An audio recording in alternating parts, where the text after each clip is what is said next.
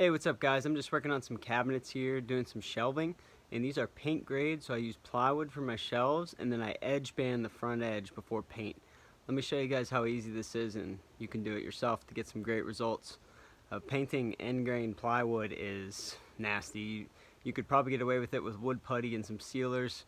It's not worth it, just put an edge band strip on it. If it's a really nice situation, we'll just use poplar and do a glue up, but for shelving, plywood, cabinet grade birch plywood, and some edge banding. Let me show you how to do it. The tools you're going to need are edge banding.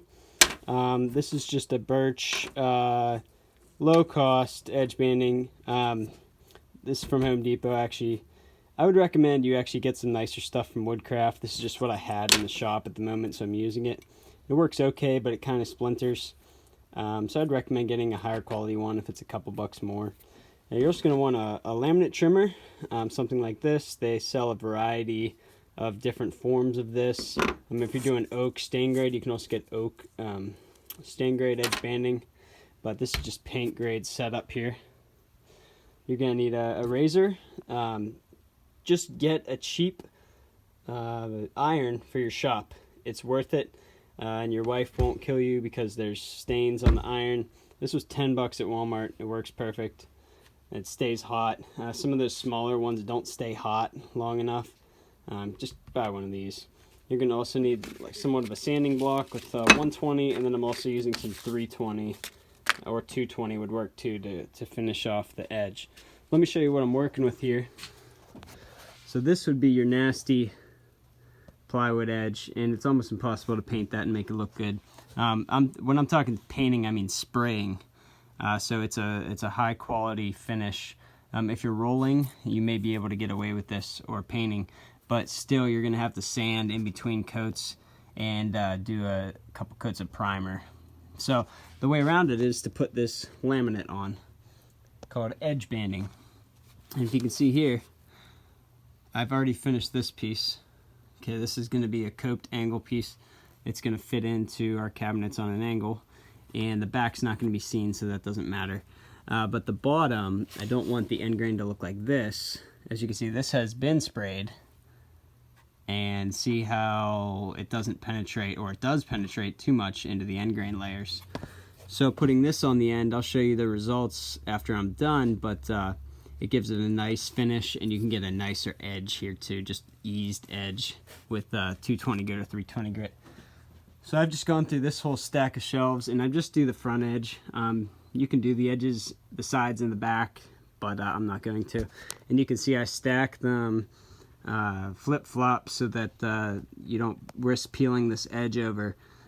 Basically, you're going to heat it up with the iron, cut it to length, let it dry and cool down so that the glue hardens, and then you'll trim the excess off and then sand it.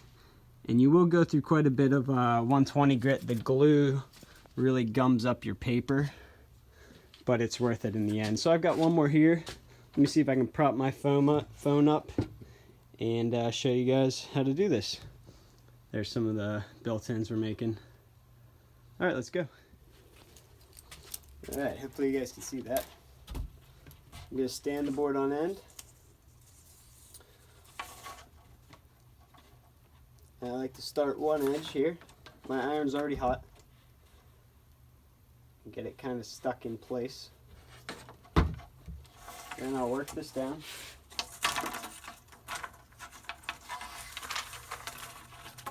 It's usually about a 1/16 proud for 3/4 plywood on each side.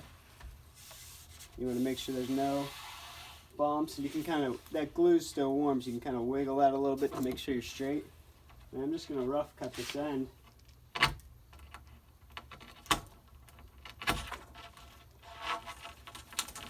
Once you score it, you can break it off now that I have it to length.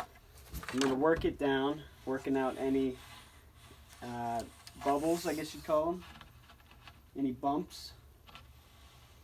You want to go slow. This is my first pass just to get it kind of straightened out here and evenly centered as best I can. Okay, once that's stuck, I like to go back to the beginning and look underneath here and go really slow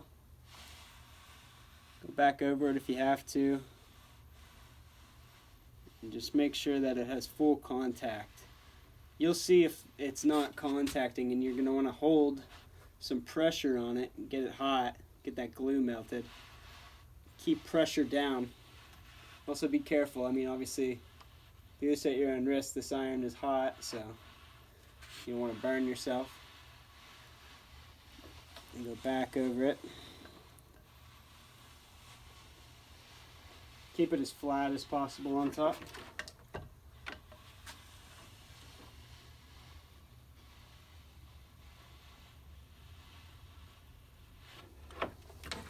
It should be enough, and then check both sides.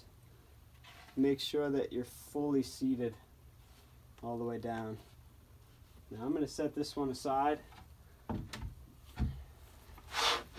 Grab one that's cured.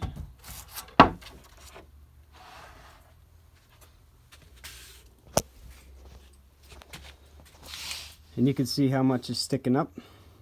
About a 1/16 or so.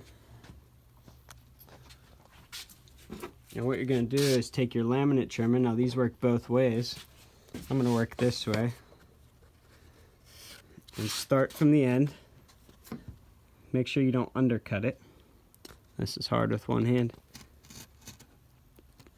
Get this started. Okay. Now I'm flat on this portion here against the plywood. So I'm going to hold that down. Just run this blade. You could do this with a razor blade too. I used to. But this is so much easier and faster. Alright, you guys get the gist. I'm going to prop this up and show you how I do the rest. Actually, let's go into sanding. So then what I like to do is grab my sandpaper. This is 120 grit. And sand, but push in the direction of the plywood. If you push out like this, especially if your glue's still warm, you have a potential to roll off that edge band. So I like to push across and in like this. Let me get flat.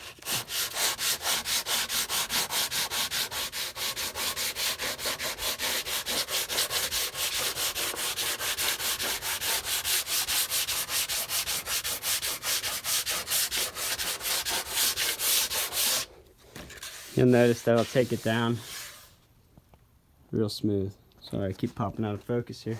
My LED light's too bright. And then I take 320 or 220 and just round that edge. It's called easing the edge. And that prevents it from splintering and gives it a nice, crisp edge. Do the same to the bottom, and then on the ends, do the same thing. Make sure you're sanding inward, or especially on the ends, because it could, if you pull this way, it'll pull that edge band off. You can use the laminate trimmer on this too, but it's kind of tough because it's end grain.